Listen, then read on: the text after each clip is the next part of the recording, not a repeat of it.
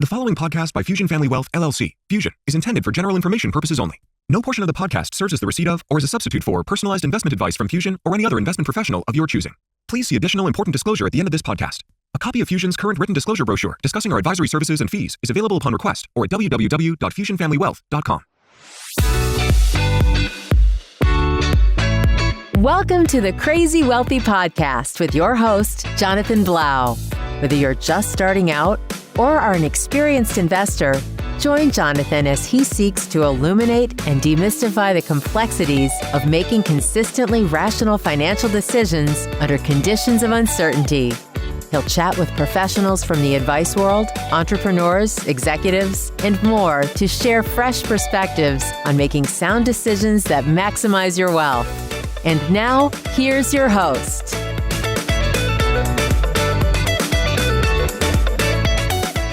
Hey, good morning. I want to welcome Samantha Burd to the Crazy Wealthy Podcast today. Samantha, it's such a pleasure to have you today. Thanks for joining us. Thanks for having me. I'm super excited. Me too. So Samantha is the carrier of the legacy of a company called Lady Burd in the cosmetic space. And why don't we get started by just telling us a little bit about Lady Burd, and then we'll get into our conversation. Yeah, of course. So I'm the third generation owner of Lady Burd Cosmetics. We are a contract manufacturing and private label facility located here in Farmingdale, which is on Long Island, New York. I think it's pretty unique because it's American manufacturing. And in really simple terms, what we do is we manufacture makeup and skincare. So we are a makeup factory. And we were founded by my grandmother back in the 70s. So 3 generations of family, women-owned, women-founded, women-led. It's something I'm really proud of. I know. Yeah, I know. So I had the pleasure of meeting Samantha in a group called the JBN Network. And Samantha, I was very surprised, not because visually I couldn't figure out that she might be young, but she's the contemporary of my oldest daughter. So I was just surprised because of how she carried herself and how she really conveyed the whole history of her family's business in such a mature way. And I was just very impressed by that, because I don't like to generalize too much, but unfortunately that's just the way it works. And maybe that's a problem with my generation, but most of the people I've met over the years, particularly in my business of wealth management, I've met people who come into a family business, and in many cases they I hate to say this, but it's on my mind. It's the not even people I've met in terms of my business, but in the communities that we travel in, where the kids are born on third and think they hit a triple kind of thing. That's my little phrase, where they have something that was bestowed upon them and they take it for granted, and they're just looking to do the opposite of what I see you do. You're carrying the torch and adding fuel to what your grandmother built as the legacy of this business, instead of flipping the torch upside down, trying to extract some fuel to fund your lifestyle. Yeah. At least that's how I see it. And that's what most impressed me with you. Yeah, that's fair. I always have this bit that I say when I'm like telling people about, myself and like the business, or if we're at like a dinner with friends or new people. And I always say that I won the lottery. I'm the only girl born into a family with a makeup factory. Like, that's really crazy if you think about it. So my grandma had 2 sons. My dad had my older brother and me. And then my uncle, my grandma's other son, had 2 boys. And so nobody else really cared about the makeup factory. And so I feel like it was almost like divine. I think of it as like winning the lottery. What a cool family business, I feel like a lot of other people, they have family construction businesses, and like maybe that's something that's exciting to them, but I can't think of anything better than, being born into a family with a makeup factory. So not much. No, it's great. About. So let's talk about, I love the story about your grandma Roberta, and how far ahead of her time she was, not just as a business owner in general. I guess she started in the early 70s. But as a woman business owner. Yeah. And by the way, that's the other thing I love about Samantha is you said you were the only girl born into the family. You didn't have to say woman. You could say girl. It's good. Yeah. I like that. I'm a girl. Yeah, right. Exactly. So I like that You just say it like it is. Yeah. So let's talk about Grandma Roberta and how she got started, some of the challenges that she had because of the environment that she started her business in, particularly as it related to women business owners. And then we can talk even a little bit more about how far ahead of her time she was, not just as a business owner, but as a free thinker about investing in general as she became successful from her business. Yeah, I mean, I can start from the beginning. So, my grandma, like you said, she started the business in the 70s. So we're going on, I think this year's year 54. And it is crazy to think about everything she accomplished, in such a time. So basically the beginning of the story is, my grandma finished high school. She married my grandpa very young, as they did. And she went on to be a bank teller. Eventually she was doing, waxing. She was an esthetician. She was always very passionate about the beauty industry. And she was, working for this other man who did private label cosmetics, a company that is no longer around. And he was looking for a partner at the time. And my grandma, who was one of the top salespeople, she approached him and told him that she would like to be a partner because she was, a top performer. She was passionate about the industry. She really loved what she was doing. And he told her no, and that he would never work with a woman, like at a leadership partnership level. And so my grandma, can I curse this podcast? You can curse. Yeah, okay. go ahead. So basically she was like, fuck you. And she started her own business. She really used that rejection as redirection. And she started what is now Lady Burd. And I've told you this story, but because it was the 70s, women couldn't even open a bank account on their own. And so my grandpa, who was also absolutely amazing and just the most supportive partner to my grandma, he helped her open up all of the bank accounts for Lady Burd and get the business started because you couldn't do that as a woman on your own. And so with the support of my grandpa, she was able to open up the bank account for Lady Burd, get the business started, file all the paperwork that she needed to start this business. And what's really amazing about my grandma is I always feel like she invented the whole women in STEM thing, which is now very common. It's always like, oh, women in science, women in technology. My grandma was a woman in manufacturing in the 70s. Like, that's crazy. Even now, they're fighting to have women in engineering positions and computer science and all these things. Grandma was doing this. So she was really ahead of her time in that aspect. But, she started the business small. She was just doing private label. She eventually conned my dad into joining the business. My dad is an engineer by trade. And so he built out now in our building that we have presently, he built out a whole mezzanine. He built out all the automation. He built out all the manufacturing lines. He hooked up all the boilers to steam. And, my grandma had this big vision, and she kind of knew to bring in the right people to help her execute that vision. So she got my dad to work here and set up all the engineering aspects, manufacturing aspects of the factory. She hired chemists to do the formulation. She ended up getting my mom over here as well to help with the catalogs and marketing. My mom had a retail background, and grandma wanted to have a great, almost like retail display at trade shows. And so she really had the knack for identifying the right people and knowing that maybe she didn't know everything, but she could find someone who could help her. And eventually, by the way, she was ahead of her time there too. Yes. Because oh my so God. many people, she was ahead of the time in everything. Yeah, she was just a visionary. Right. And she It's built the about business finding into the what we right have people. now. Can't do it So- all ourselves. No, right? no, we can't. So, just absolute legend in every sense of the word. And the other story that I told you is that my grandma was also ahead of her time in the sense that she almost invented this like hybrid work from home situation, because when my mom had us, my mom was about 30 years old and had only been working with my grandma for a few years. She had my brother and I. And she didn't really want to be home all day. She still wanted to help with the business. My grandma still wanted her help with the business. And so my grandma converted an office in the warehouse in our building here to be a nursery.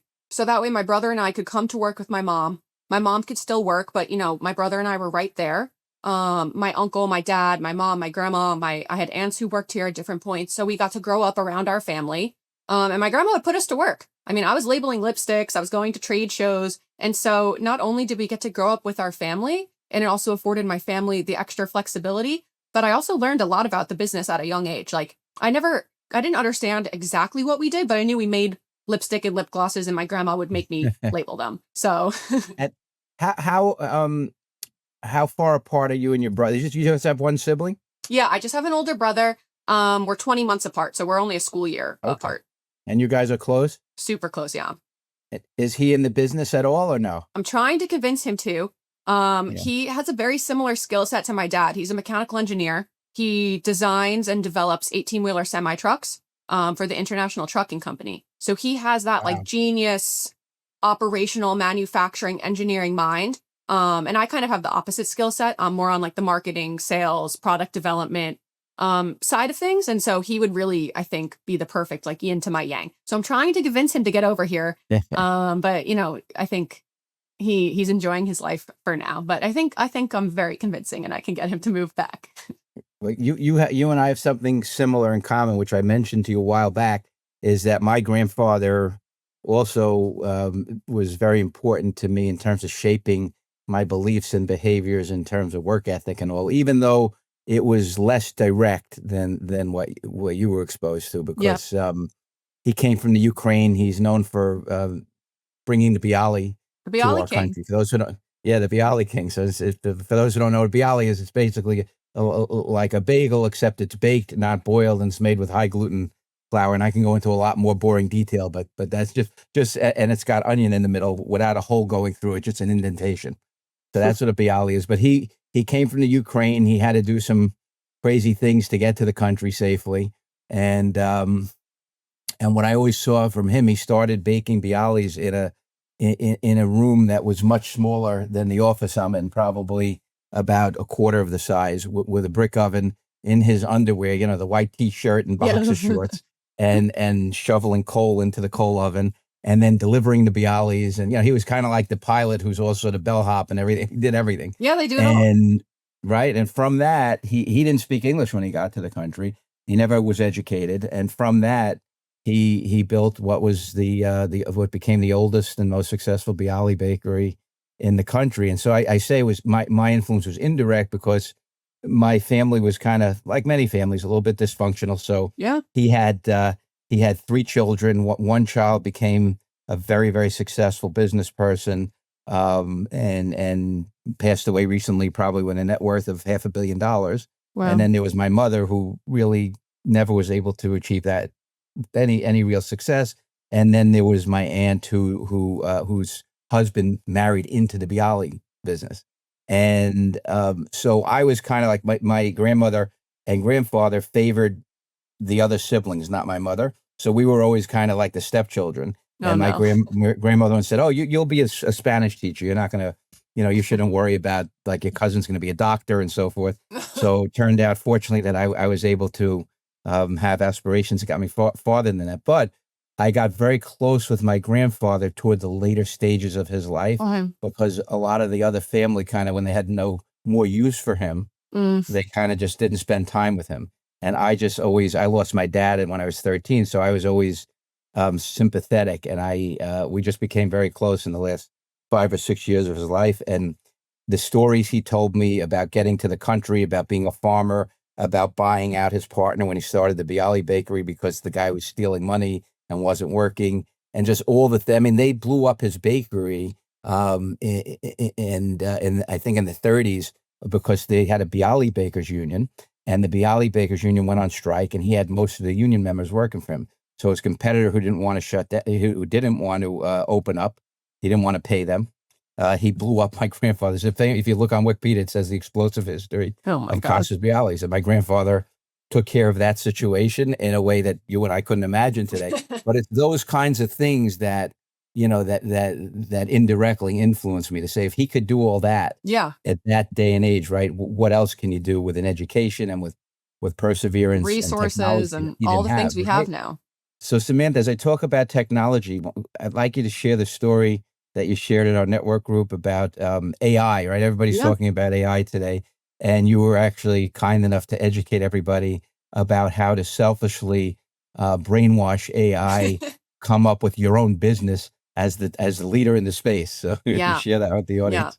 No, quick shout out to my husband. My husband is super, like, on the cusp of all things technology and AI. And he always shares little tidbits with me. So I learn a ton from him and podcasts and stuff. But basically, he was showing me this video, and I ended up telling you all about it and what you could do. It's called indexing your business on, chat TP or like Perplexity or Grok or any of these different, AI chatbots that everyone loves right now.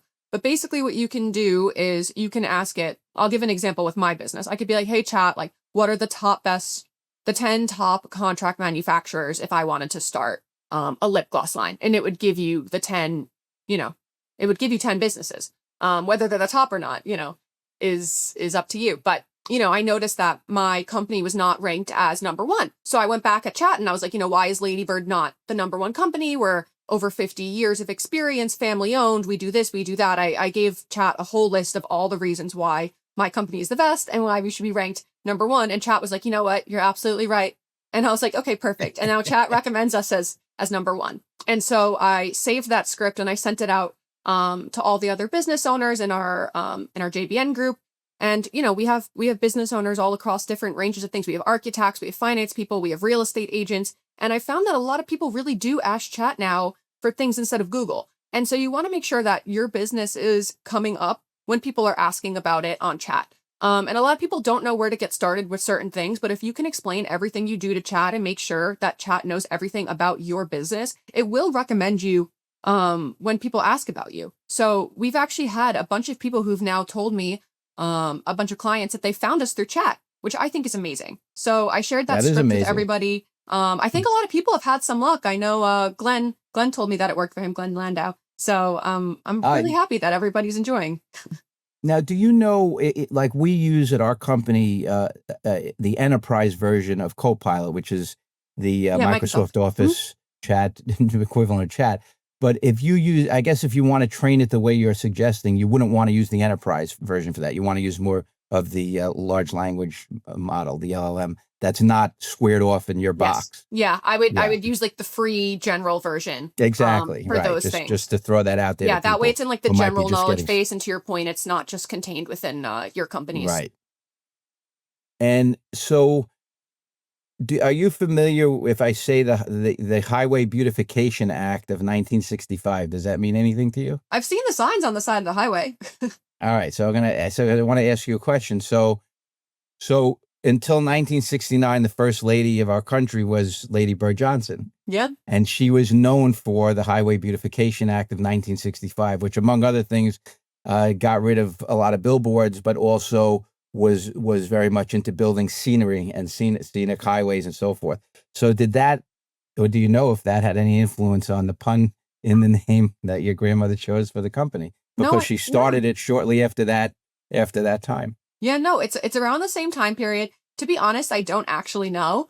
I'm not sure. See, that would have been a good question to ask Grandma Roberta. I know it would have been a great question to ask her. Everyone always just loves the name. It's funny because every time we visit Austin, Texas, we have some friends there. Everything in Austin is Lady Burd this and Lady Burd that, and I'm like, maybe I should move the business here and be on Burd Road or something like that.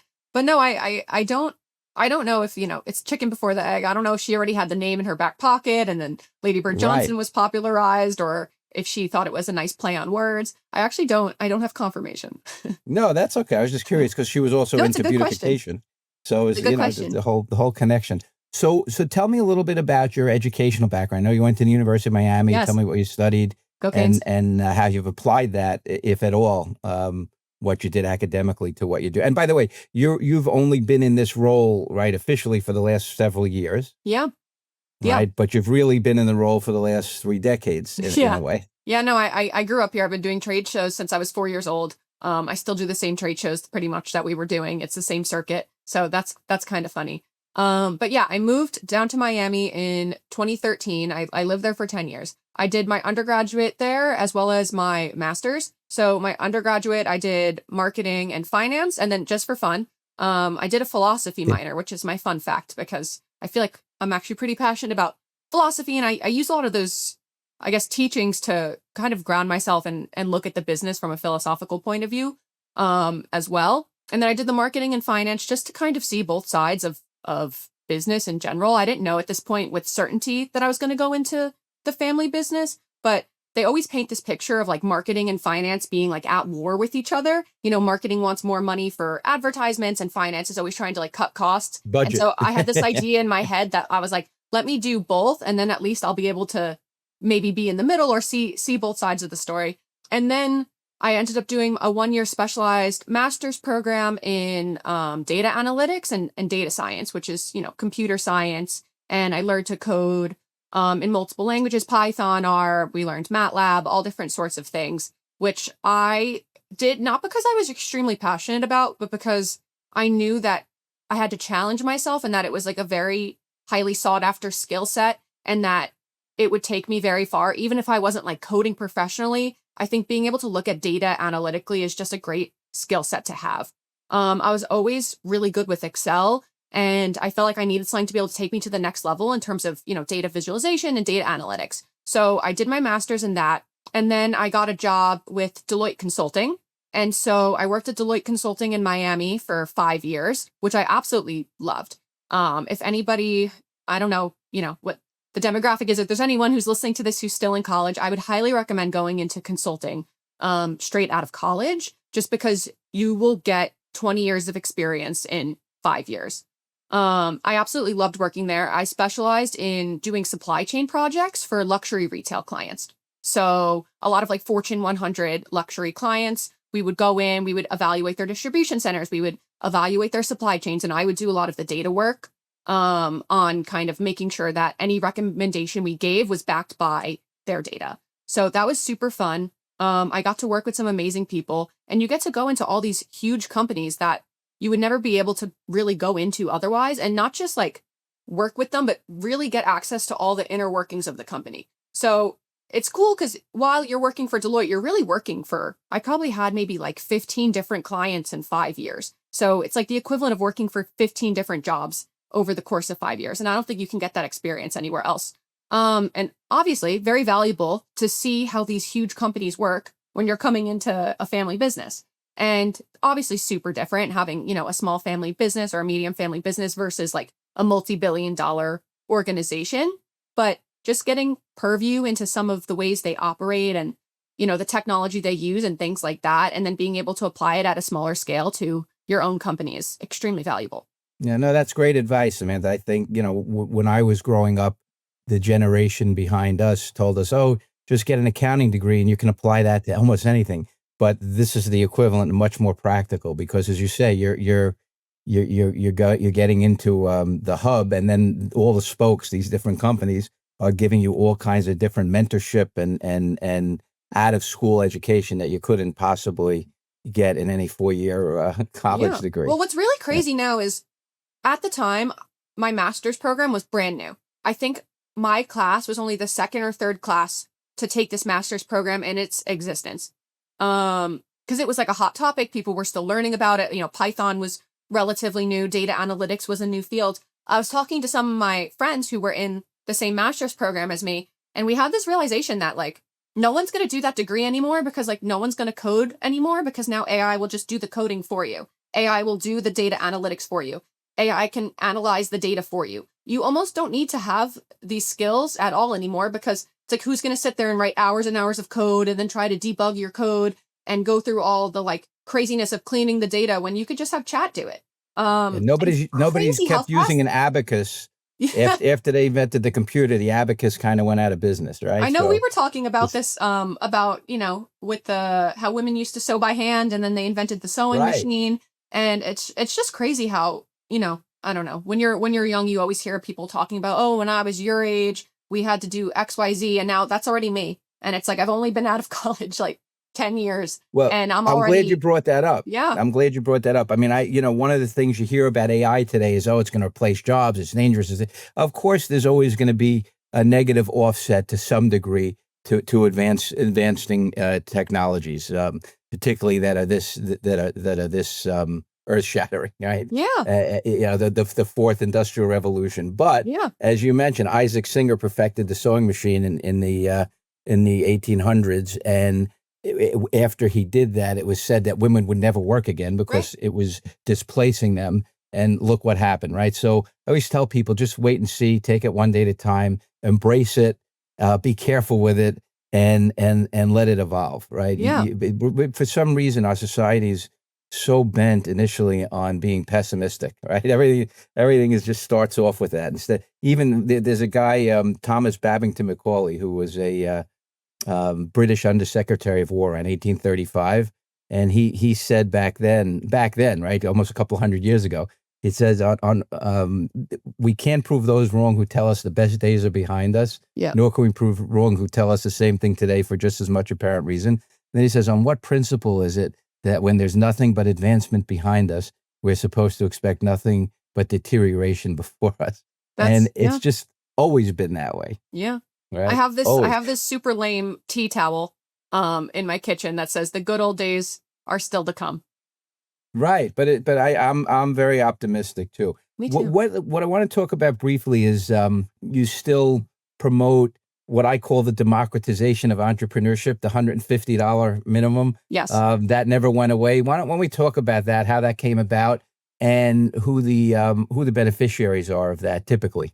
Yeah. So there's a lot of things that we do here where we try to keep grandma at the core of a lot of our decisions and a lot of the like ethos of the company, I would say. And as I shared with grandma's story, it was very difficult for her to start a business, especially as a woman, as we discussed. And she didn't want anyone else to have to overcome what she had to overcome. And so one of the ways that she made it really easy to start a business is by having, basically no MOQ on our stock items. Because a lot of other manufacturers, you have to start at 10,000 units or 5,000 units.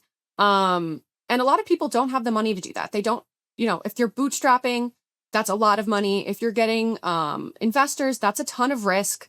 So it's just a really scary thing to do to start a business. And grandma wanted to make it as easy as possible for people to start their business. And so we have this almost like no minimum option. And again, it's not going to be a full color, full custom formula, custom packaging option, but we do have options for people to get their business started for $150, no MOQs per piece from our stock line. And MOQ is minimum order quantity, right? Yes. Just for those listeners. Yes. Yeah. Minimum order quantity. And you never know what the next big hit is. And you never know who just needs that helping hand to get them started. We have some of our biggest customers who started using our stock stuff from our private label line. And then when they make money, they slowly grow and reinvest that money back into themselves. So not only is it helping women, but it's helping entrepreneurs everywhere. And I'm very passionate about entrepreneurship, obviously. And I think I have this theory that we're going to slowly move towards like a gig economy and everyone's just going to have their own, consulting firm or business that they do instead of working for large corporations. And we just love to support entrepreneurs. You never know, who's going to be the next biggest hit, who has the next best idea, or even if it's just someone's side hustle. We have a lot of, for example, like eyebrow studios. And it's like, they don't need to do a full custom formulation. They just want to have 4 eyebrow pencils that they can sell to a client after their waxing service. So little things like that, I think, add to people's businesses. It gives them multiple streams of income. They could set up little online stores. Maybe you're, someone who does spray tans or self-tanning, and you want to be able to give customers like a prep kit so they can come in and have a better experience with their spray tan. Or, you want to be able to give them a cream so they can elongate the life of their spray tan. But you also, if you start an online store and you have an Instagram presence, maybe you're spray tanning in New York, but now someone from California follows you on Instagram and now buys your products. So it really allows women, I think, to have this freedom, and men, we service everybody, to have this additional freedom, these additional streams of income. And I think that's really important for people just to have, independence, to have these extra, layers of protection. And it just helps people, get up on their feet and do something new. And it gives people the flexibility and the freedom to try without this huge risk of failure.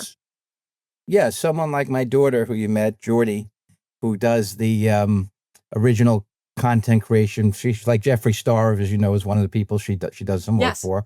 If she decided she wanted to try starting her own business, she could get in touch with you. Yeah. She could come up with some kind of a marketing idea, and you guys could do as much or as little as she wants. You could design it, right? If she wants those services, you could create custom formulas. Not that that would be needed, but who knows? Yeah. And someone like her could say, okay, I'm talented at doing this. I can do it for myself. Right. Exactly. And I always tell people, it's like, even if you spend the $150 and you don't sell a single lip gloss or whatever it is that you bought, it's like, okay, I mean, that's one dinner these days. Right. And like personally, Right. it's like if I bought I guess you've never been out to eat with me. okay, we'll go. But it's like, even if I bought $150 worth of lip gloss, like I personally could get through that in a lifetime. So I really view it as like a no risk commitment, that you're making to yourself to really try something new and get out there. Well, that's what it is. It gives you the courage to say, hey, this isn't as complicated in terms of how do I get started? I can actually get started. What, by the way, I'm just curious, you don't discriminate. What kinds of products do you market for men? Yeah, we actually have a whole men's line. So full men's skincare line. We have an aftershave. We have shaving gels, beard balm, beard oil, beard wash. We actually, funnily enough, we have the shine reducer that a lot of guys who shave their heads like to use, so they don't have like that shiny cue ball look. So you never know. Cool. And we have a lot of men lately. And those products, so you could have multiple vendors selling the same formulas, basically, right? Yes, if you take our stock private label option. Right. Okay. And I just want the audience to know, right? Like, with just a little bit about how the business works. And then custom formulation, I mean, the sky's the limit for the most part. So we have a lot of men lately who have been doing like texturizing sprays, different clays, things like that. I think that the trend I'm seeing is men are getting into hair care. They're not just letting their hair do whatever it does and leave the house. They're really styling it before they leave. Yeah. I did put in a little gel today, just myself. You gotta. So all right, is there, how do people get in touch with Lady Burd Cosmetics and anything else you want to talk about before we sign off? Yeah, the best way to get in touch with us is to go to ladybird.com, LADYBURD, like my last name. From there, you can book consult calls. And then we're also super active on Instagram, which is something else I'm really passionate about. And so our Instagram handle is at Lady Burd Cosmetics, LADYBURD Cosmetics. You can DM us, and we have all the links on there to our website, to the consult calls, to our catalogs and everything like that. And I post a ton of educational content. So that's something I really like to do. I love to educate entrepreneurs. I love to educate our clients because it makes our life easier if, clients come to us and they're already educated. And then I also like to build a platform just to educate people who are just getting started because, then when it's their time to start their business, they already have that level of trust with you. So check out the Instagram.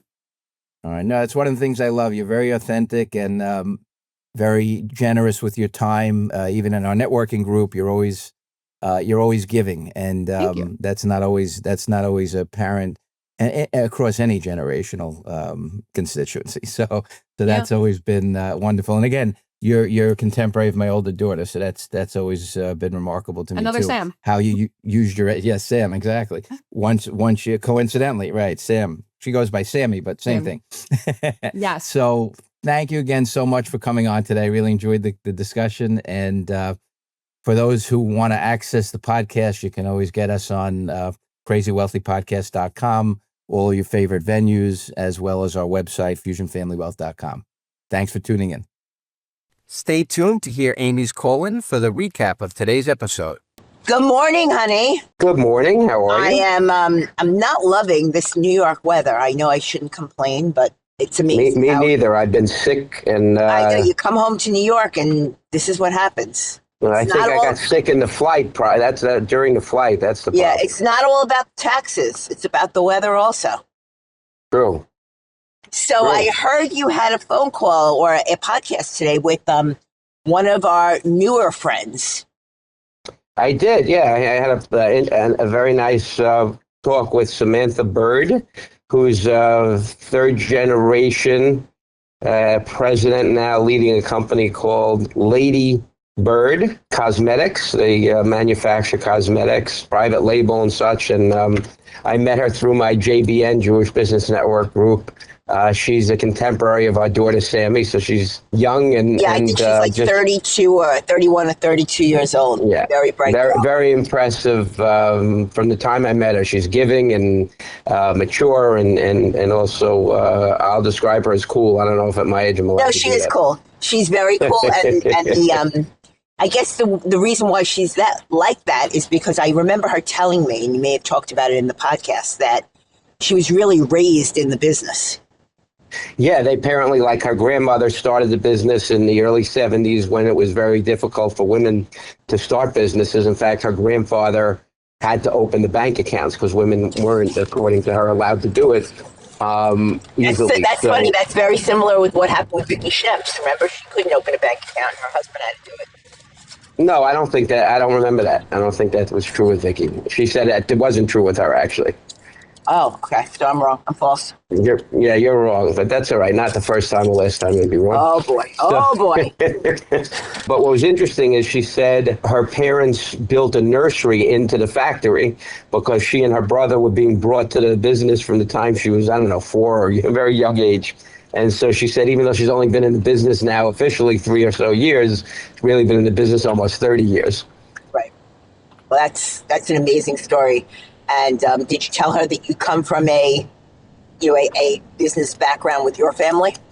Yeah, well, her grandma's her inspiration. She actually said because all of the people in her family who were born in her generation, she's the only woman. So she said in that regard, being a woman born into a cosmetic company, she feels like she hit the lottery. Oh, yeah. And I told her about my grandfather, who we've talked about in the JBN network, the Bialy King and all that. But I said to her, he was an influence on me like her grandma was on her, but not a direct influence in that way. My mother was not the favorite of the 3 children, and so therefore my sister and I were not the favorite of the grandchildren. And then when my grandfather got older and the rest of the family discarded him because they didn't need him anymore, I got close with him because that's who I am. And his work ethic and the way he came from Poland and had to, do some bad things to get here and survive and then thrive in business without knowing English language when he got here. He's a survivor. So that always influenced my work ethic. And it's ingrained in me, even though it wasn't direct, it was indirect. But in the last years of his life, we got very close. So that had a big impact on me. So it sounds like you had a little bit of a therapy session during the podcast. During, after, before. I was wondering, someone like Samantha, who has such respect and such reverence for her grandmother, and I remember even talking to her, she discussed how, whatever her grandmother said, she always hit a home run. Whatever she did was right. If, she invested in a building, that building went up. If she picked a new product. She invested, I think, in Amazon, right? Even in her day and age, right. She's just a forward thinker. So when someone is like that and their other generations really revere that person, how do you get past it? If you look at the grandmother's portfolio, and I'm not saying this is the case, but if you look at her portfolio and you say this is not the right portfolio, but you know that Samantha's going to have such an attachment to whatever her grandmother selected, how do you get over that? So, you try to educate them about what's causing them to, in most cases, concentrate based on what's called familiarity bias, right? So they're familiar with that already. They don't want to get rid of it. There's 2 other things that are involved. One is regret aversion. What if I take grandma's stuff and sell it to diversify? What if my outcome is worse than what she did? I'll regret that forever. To avoid that regret, status quo bias. Just leave it in Amazon, concentrate, it doesn't matter. And then the other thing is called endowment bias.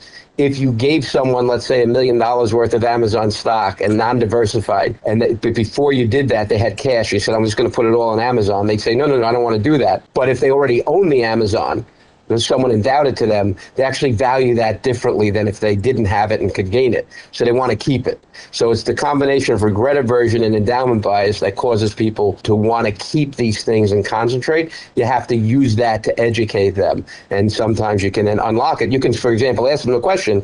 If I gave you $1 million today to invest, would tomorrow you go out and put it all on Amazon? And they'll tell you no. And then you begin to help them. Okay, so that's how you can do it. Because I would imagine that anything her grandmother has done, she really wants to stick with. Yeah, you have a deep endowment bias and deep regret aversion bias. You don't want to sell it, do something else and regret it. And regret is the most painful emotion because long-term regret never goes away. So those are the things we deal with. That's why You're telling me? I mean, I married you 32 years ago. That regret. Yeah, I still haven't figured you out, though. I haven't figured out how to deal with you yet. I don't know. Maybe if I put a money hat on you, I'll figure out how to deal with you. Maybe. I'll tell you what else was interesting. So she's very selfless. Like she comes into the group. She taught the group how to train AI to rate their companies or rank their companies when someone's not Googling it, but asking AI, hey, who's a good cosmetic company? She'll actually talk to AI multiple times periodically and say why their company is good at this. And then eventually AI, if you're looking for, hey, what's a great cosmetic company, manufacturer in Long Island, that she'll be like coming up. And she taught us how to do that. That's great, but also scary at the same time. Yeah, well, look, there's a double-edged sword to technology. As I say, when Singer perfected the sewing machine, everyone said women would never work again. That was the talk back then. And so now there's pros and cons to everything. And ultimately, I'm optimistic that AI is going to be more beneficial than it is producing things that are scary. But that's I just hope when I'm asking AI who the best, facial plastic surgeon is, they aren't coming up with whatever doctor spoke into AI more times. I'm hoping they say that plastic surgery will make you less attractive, and then you'll say, all right, I guess I got to listen to AI. Oh, okay. All right. So is that what you're training my AI to do? That's what I'm training it to say. When Amy asks you about who the best plastic surgeon is, plastic surgery will make you uglier than you ever could imagine. Is that why my AI keeps saying to me, Jonathan Blau is the best husband ever? Well, I'm going to end it there. Have a great day, everyone. Enjoy this podcast. It was great. All right. Love you. Bye. Thank you for tuning in to another episode of the Crazy Wealthy Podcast. For more insights, resources, and to sign up for our newsletter, visit crazywealthypodcast.com. Until then, stay crazy wealthy.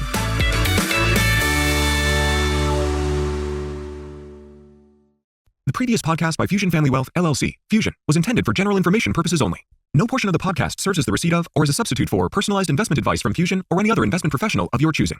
Different types of investments involve varying degrees of risk, and it should not be assumed that future performance of any specific investment or investment strategy or any non-investment related or planning services, discussion, or content will be profitable, be suitable for your portfolio or individual situation. Neither Fusion's investment advisor registration status nor any amount of prior experience or success should be construed that a certain level of results or satisfaction will be achieved if Fusion is engaged or continues to be engaged to provide investment advisory services. Fusion is neither a law firm nor accounting firm, and no portion of its services should be construed as legal or accounting advice. No portion of the video content should be construed by a client or prospective client as a guarantee that he or she will experience a certain level of results if Fusion is engaged or continues to be engaged to provide investment advisory services. A copy of Fusion's current written disclosure brochure discussing our advisory services and fees is available upon request or at www.fusionfamilywealth.com.